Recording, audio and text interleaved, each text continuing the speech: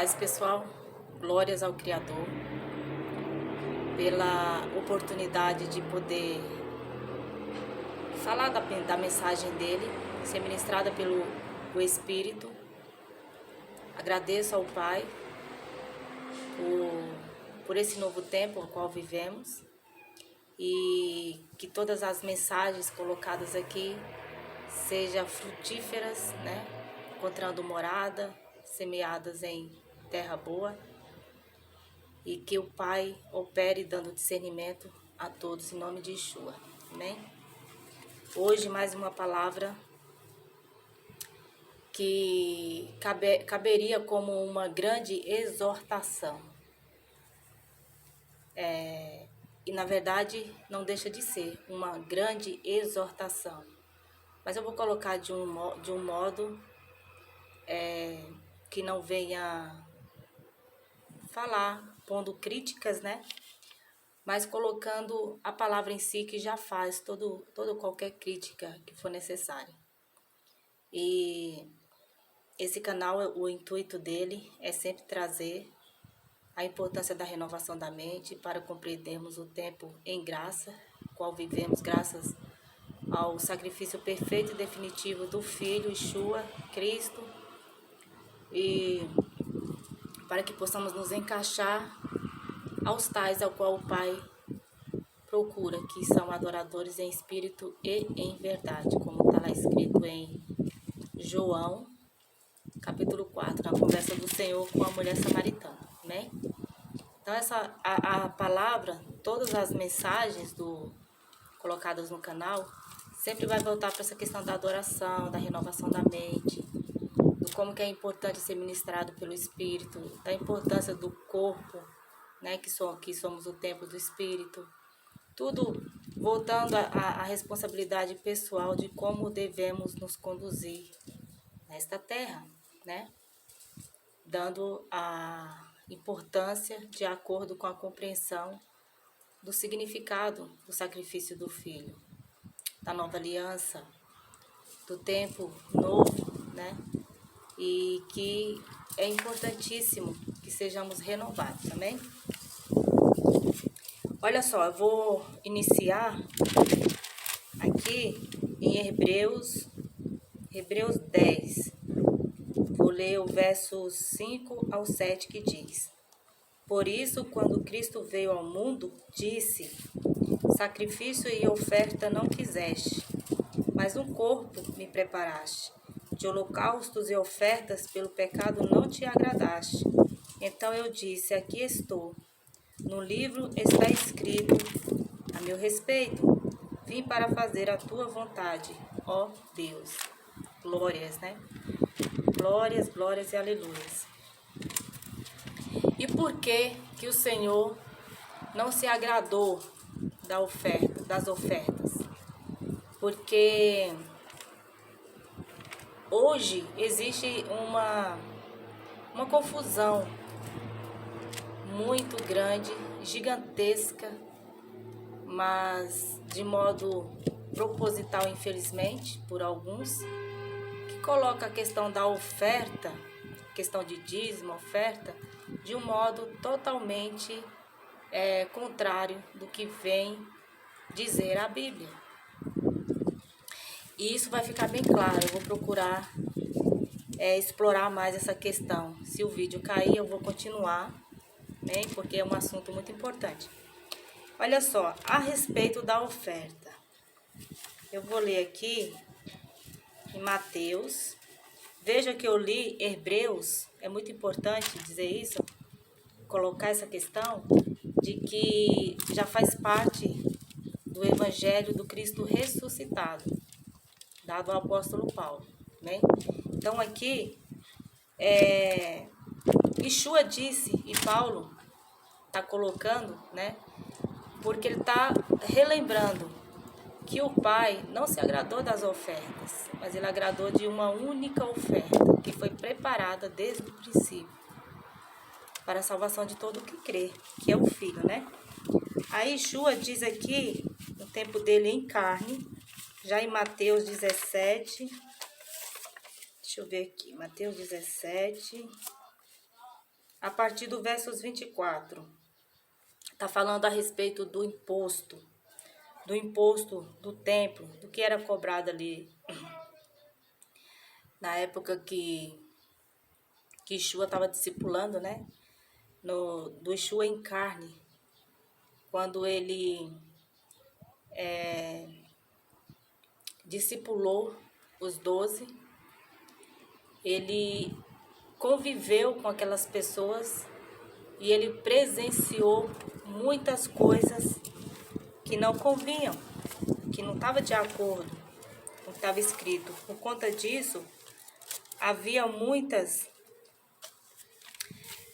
discordâncias, né? É claro, discordância sim, da parte daqueles que estavam impondo ao povo esses atributos, né? Porque também fala de uma questão de reinado, né? César nessa época aí, era a autoridade, né? A autoridade maior, vou dizer assim. Então, aqui esses atributos, aqui esses impostos eram gerais, né? Então, eu vou dar uma lida aqui do versos 4 em diante, que diz: Quando Jesus e seus discípulos chegaram a Cafarnaum, os coletores do imposto de 2 dracmas vieram a Pedro e perguntaram: O mestre de vocês não paga o imposto do templo? Sim, paga, respondeu ele. Por que que ele respondeu assim, Paulo? Porque era comum e era uma regra, tinha que ser obedecida. Logo então, Pedro ele responde por Cristo. E por quê? Quando Pedro entrou na casa, Jesus foi o primeiro a falar, perguntando-lhe, entre aspas, abre aspas, o que você acha, Simão? De quem os reis da terra cobram tributos? Presta atenção aqui, De quem os reis da terra cobram tributos? Impostos. De seus próprios filhos ou dos outros? Aqui Yeshua já começa a ministrar, né? Yeshua quer saber de Pedro. Vou colocar aqui como as autoridades, né? As autoridades cobram impostos de quem? Dos filhos ou dos outros, né? Então, dos outros, entre aspas, né? Dos outros, respondeu Pedro. Disse-lhe Jesus, abre aspas, então os filhos estão isentos. Aqui merece e é necessário uma mente renovada. Yeshua, ele está afirmando, ele não está só fazendo uma colocação, ele está afirmando, os filhos estão isentos, né? Contrário do que sabemos que ocorre hoje, justamente por conta da contradição nos entendimentos, porque a Bíblia não se contradiz. O que existe são contradições nos entendimentos e também uma certa malícia, né? Então os filhos estão isentos, mas para não escandalizá-los, vá ao mar e jogue o anzol. Tire o primeiro peixe que você pegar, abra-lhe a boca e você encontrará uma moeda de 4 dracmas. Pegue-a e entregue-a a eles para pagar o meu imposto e o seu. A palavra me permite, como cristã, mente renovada, ter a interpretação pelo Espírito, essa mensagem aqui, né? Percebam que Yeshua passa todo momento ali a questão da isenção de filhos. E por quê? Por conta do sacrifício perfeito e definitivo dele, porque só passamos a ser filhos por adoção, já tem vídeo que fala em filhos por adoção, a partir do momento que estamos em Cristo, estamos alinhados no corpo. né? Então passamos a ser filhos por adoção. Cremos nessa adoção, né? Então, somos co-herdeiros. Somos herdeiros, né? Herdeiros das promessas do Pai. Fazemos parte do Israel circuncidado no coração e não na carne, que é pela fé. Então vivemos um novo tempo. Somos isentos de vivermos em jugo desigual, em jugo de escravidão, que é o que é colocado nas religiões. Porque percebam, Yeshua aqui dá ordem para Pedro, para que ele vá, né? E vocês percebam como que faz todo sentido. Que vá, abre a boca do peixe para pregar 4 dracmas. Uma dracma aqui equivalia a 4, né? Por conta que ali seria pago. Aqui o diálogo está entre Pedro e Yeshua. Para pagar o imposto de Pedro e o imposto de Yeshua. Pelo certo, teria que ser mais dracmas, já que outros estavam com ele, né? Eram 12 e não só Pedro. Mas aqui Yeshua está passando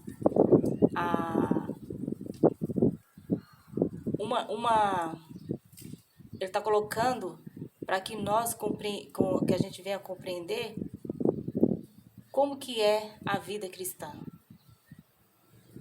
A respeito de tudo, incluindo a questão das ofertas, a questão dos atributos, a questão dos julgos desiguais, do jugo de escravidão, de toda essa coisa, que é necessário se libertar de tudo isso. Mas convenhamos que você, né, está fazendo parte e você não quer escandalizar. Você é uma pessoa que gosta de manter as coisas apaziguadas, né? Por conta que você não foi renovado ainda. Isso faz com que as pessoas paguem. E ali Yeshua não estava para causar nenhum escândalo, para ficar em contenda, não. O propósito e objetivo dele sempre é maior, sempre é maior. Então, quando ele pede para Pedro ir lá retirar a dracma e pagar para não escandalizar, perceba que aqui ele está colocando a questão da autoridade maior. Embora está colocado aqui como imposto do templo. O templo, ele tinha que pagar os impostos ao rei, a César. Dai a César o que é de César, dai a Deus o que é de Deus. Então, eles pagavam os impostos. Todos tinham que pagar impostos. Estamos vivendo na mesma época? Não. Hoje está tudo ao contrário. Os templos não pagam impostos, são isentos, né? De muitos impostos, muitos impostos. Todas as instituições religiosas, elas não pagam impostos no Brasil, não pagam impostos. Mas o povo paga. O povo paga oferta, o povo paga dízimo. Então é uma contradição. E que querem colocar como se tivesse de acordo por conta de Malaquias. Vou até dar uma lida aqui em Malaquias 3. Olha só. Percebam a leitura, como é clara. A leitura está falando a respeito de um povo que estava sendo ali guiados, né? Por pessoas segundo a vontade do Criador. E que plantavam, colhiam. E os sacerdotes, eles eram os únicos que cuidavam dos templos, cuidavam de toda a parte de ofertas que era necessário para a expiação do pecado. O sacerdote entrava uma vez por ano, como diz lá em Hebreus 8, para a expiação do pecado, né? Isso está escrito em Levítico. Depois eu vou dar uma olhada também. Então, existia todo um simbolismo, porque representava a Exu, de fato. Como tem vídeo também que eu já coloquei. Porém, o povo era responsável para a manutenção do templo para o bem do sacerdote. Eles tinham que mantê-los supridos de comidas, de cereal, né? Então, e até mesmo dos novilhos, né? Porque o sacerdote ele não tinha terras, ele não tinha como ficar cuidando dessa outra parte. Então, o povo que estava ali de acordo, o povo que era guiados e precisava do agir do Pai na vida deles para que as coisas fossem bem para a vida deles, né? Então, existia esse acordo de manter suprido as necessidades dos sacerdotes, né? Então, tenham em mente isso. Olha só o que diz. Eles leiam a partir do 10. Eu vou ler...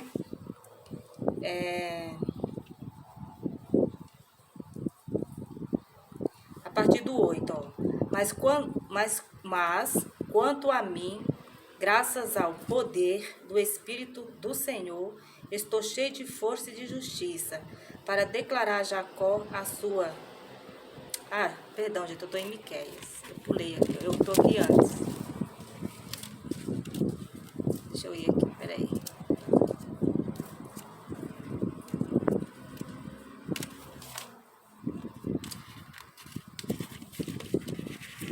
Malaquias, ó. A partir do 8. Pode um homem roubar de Deus? Contudo, vocês estão me roubando. E ainda perguntam, como é que te roubamos? Nos dízimos e nas ofertas. Vocês estão debaixo de grande maldição, porque estão me roubando. A nação toda está me roubando. Tragam o dízimo todo. Ó, presta atenção, ó, vou ler de novo. A nação toda. A nação toda. Tá? A nação toda está me roubando. Tragam o dízimo todo ao depósito do templo, para que haja alimento em minha casa. Ponham-me à prova, diz o Senhor dos Exércitos, e vejam se não vou abrir as comportas dos céus e derramar sobre vocês tantas bênçãos que nem terão onde guardá-las. Impedirei que pragas devorem suas colheitas. Pedirei que pragas devorem suas colheitas, e as videiras dos campos não perderão o seu fruto, diz o Senhor dos Exércitos. Então, no Novo Testamento vai falar a respeito dessas ofertas, né? Do vinho, do endro, das especiarias. E aqui em Malaquias, o Senhor está fazendo uma dura exortação ao povo que estava deixando de suprir as necessidades dos sacerdotes. Eles precisavam. E hoje não é diferente. Não que exista a necessidade do sacerdócio levítico, não existe mais. Acontece, mas não existe, isso é um erro. Mas existem evangelistas, existem pessoas à prontidão de saírem e levar a mensagem do reino, né? Só que, no tempo ao qual vivemos hoje, para as pessoas se locomoverem, tem todo um custo. Então, quem faz essas coisas de boa fé e quer manter as necessidades básicas dessa pessoa, como dormida, comida, está fazendo uma obra de agrado e que certamente será aprovada pelo Pai. O que acontece é que as coisas não são bem assim. Colocam muito peso, muitas sobrecargas nas pessoas que as tornam escravas e pessoas que mantêm o custo de vida de algumas pessoas. É tudo desalinhado, tudo em desacordo. porque a questão do ministério de evangelização, ela tem que ser baseada na própria vida do apóstolo Paulo. Se você pensar assim, não, nós vivemos outros tempos, o apóstolo Paulo viveu, não. Se o apóstolo Paulo tivesse vivido hoje, a mentalidade dele, a fala dele seria as mesmas. Que a palavra do Senhor é atemporal, serve para todos os tempos. Então, o que se percebe é uma ganância em cima disso, agindo de malícia, né? E o assunto ele é ainda mais grave porque impede que muitas pessoas sejam libertas por não levarem de graça, por não levarem com amor, com a visão de resgate de almas, né? De libertação de almas. Todo tipo de... que havendo concordância em juntar montantes, né? De dinheiro, se for para o bem dos necessitados, para amparo aos necessitados, se for para amparar aqueles que forem em busca de alguma ajuda, se forem para fazer algo em prol do evangelho, aleluia, porque o mundo é grande, né? A gente não pode colocar todo mundo no mesmo pacote. Mas o que se refere à nomenclatura, à religiosidade, geralmente não é assim. Geralmente as pessoas que fazem mesmo o que, segundo o Espírito, segundo o Evangelho, essas pessoas elas não têm apego e não se contaminam com ensinos fermentados. Essas pessoas elas fazem todo o bem sem necessidade de serem orientadas, né? Independente de serem ou não religiosas, tá? Que isso fique bem claro. Então aqui o Senhor está dando advertência porque o povo estava deixando de suprir as necessidades dos sacerdotes. E quem manda a chuva é Ele. Quem envia as pragas é Ele. Quem faz as coisas acontecerem sempre para o bem na vida dos seus é Ele. Do mesmo modo, Ele disciplina. E Ele disciplina às vezes com dureza. Eu estou numa região aqui do Nordeste e se percebe o agir do Pai de uma forma linda e maravilhosa, né? O Pai, Ele ama quem é temente, quem o teme. Então as pessoas, elas entendem quando a chuva não vem, entende que é a vontade de Deus. Isso é muito comum você ouvir aqui. Não foi da vontade de Deus e nem por isso as pessoas se soberbecem, com um coração soberbo. Nem por isso as pessoas se entristecem, ficam entristecidas, raivosas com o Criador. Não. Entende que Ele é o dono do tempo. Ele manda chuva se Ele quiser. Ele não manda se Ele assim também quiser, né? E esse ano eu pude presenciar com os meus olhos. Não vou expor, não vou falar, mas é uma pessoa muito próxima, pessoa maravilhosa, temente ao Criador, colocou nas mãos do Criador a plantação que ele havia feito, e o Pai, de forma linda e grandiosa, operou, fazendo com que a colheita dele tivesse progresso. E foi algo assim maravilhoso, porque eu pude contemplar, eu pude ver. E por que eu estou falando assim? Comum, então choveu? Não, a chuva foi pouca. E o terreno dele fica perto de outros, que não deu nem milho, né? Não deu uma espiga de milho. E a roça dele foi próspera. Então, quem é que ministra, quem é que conhece as intenções, quem é que conhece o coração? É o próprio Criador. E a gente precisa se atentar a isso, porque isso vem como uma tsunami na vida de muitas pessoas. Porque que as pessoas,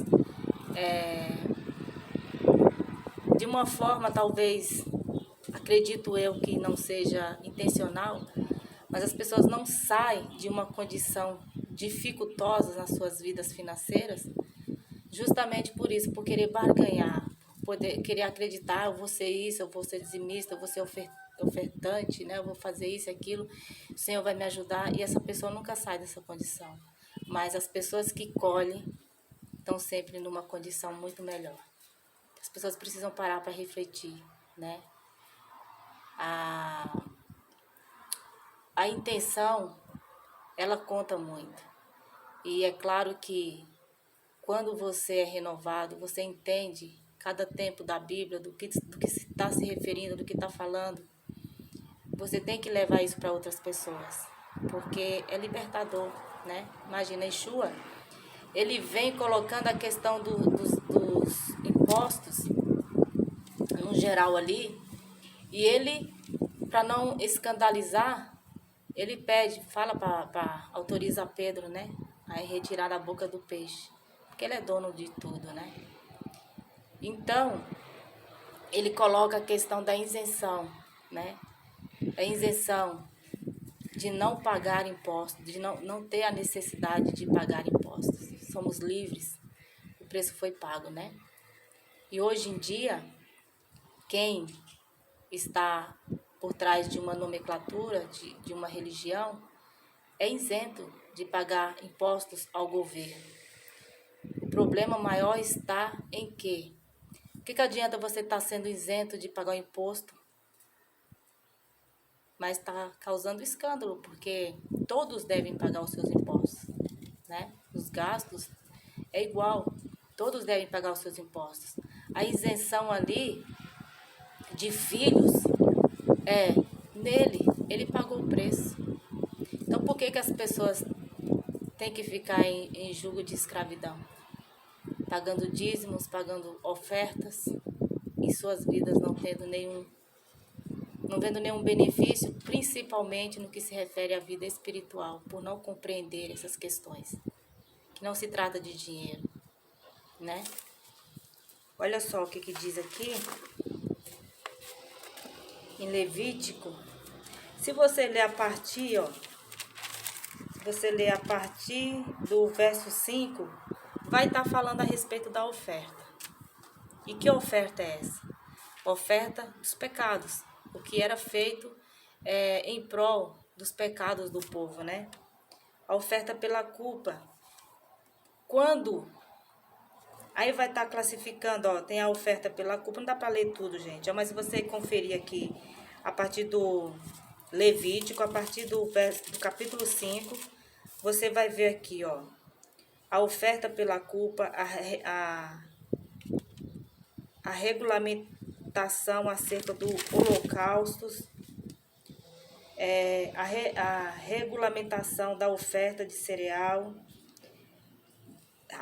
vai estar sempre falando da regulamentação, da oferta pela culpa, da oferta pelo pecado, da oferta de comunhão e assim por diante.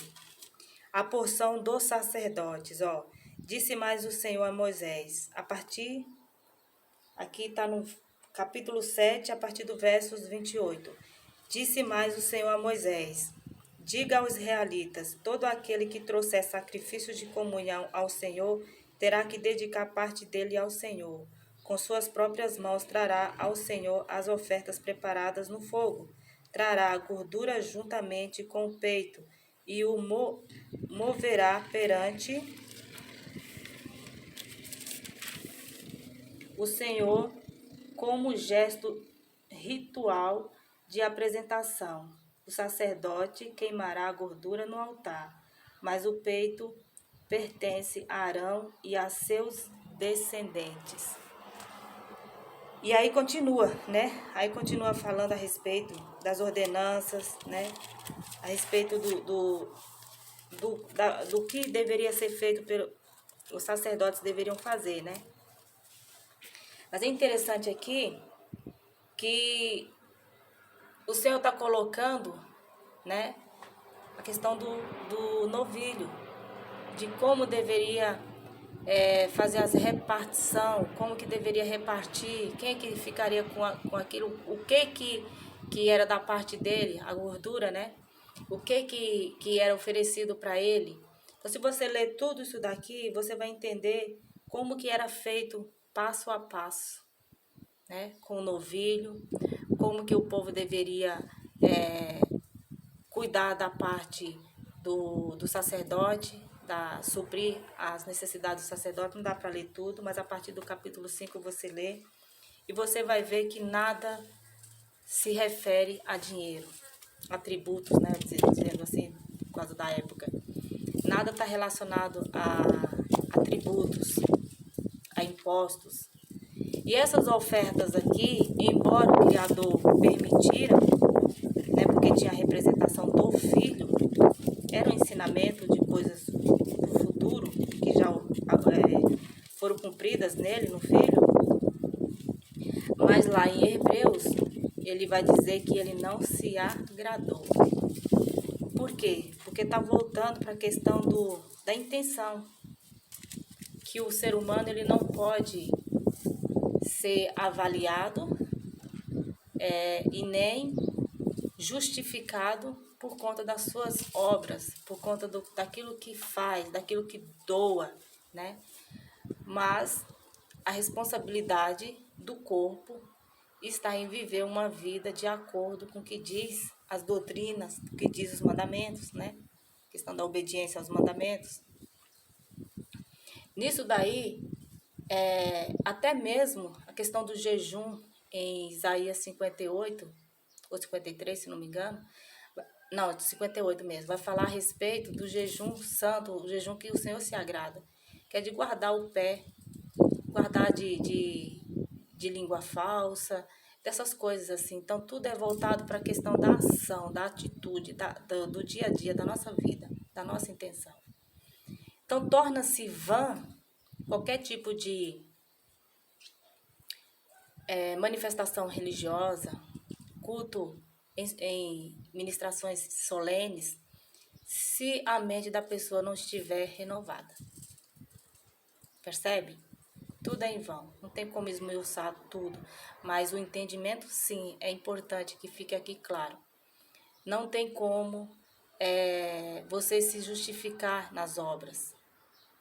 Não tem como você, porque essas coisas já morreram. A partir do momento que você morreu na semelhança da morte de Yeshua, todas as coisas velhas ficaram para trás. Eis que agora são coisas novas. Você precisa entrar nesse tempo novo, precisa compreender esse tempo novo.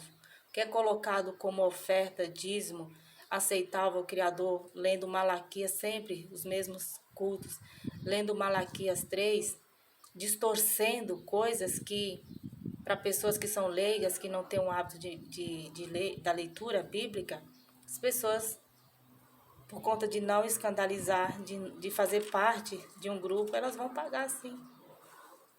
Elas vão pagar. Mas quem é que supre?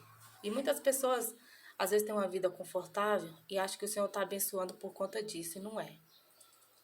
Se você trabalha, você consegue ter o rendimento disso.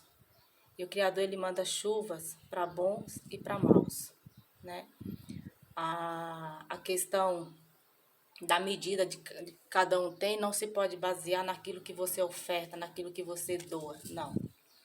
Mas o que é aceitável ao Criador e o que não é em vão é tudo que nós venhamos a fazer para o necessitado, visando as pessoas que realmente são necessitadas, que precisam de um apoio.